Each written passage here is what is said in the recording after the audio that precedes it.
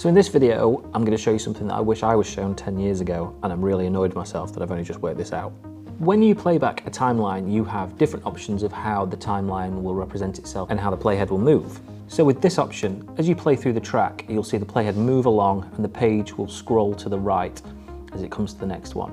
Now that can be really annoying if you've got loads of clips, but you want to get in close.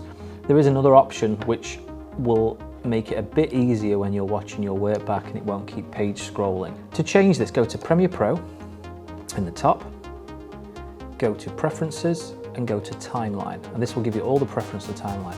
Now at the moment, timeline playback is set auto scroll to page scroll. Change this to smooth scroll and click OK. What you'll see now is a different way that it will play back, and the entire timeline will move, but the playhead will stay still. And as you can see, the timeline will stay in the middle and the footage will move to the right. When you're doing large edits, this might be much easier, you might find this simpler, but it is an option that I wish I'd known years ago, and I'm really angry with myself that I've only just discovered this. So I'm telling you now so you don't make the same mistake I've done for the last 10 or 15 years.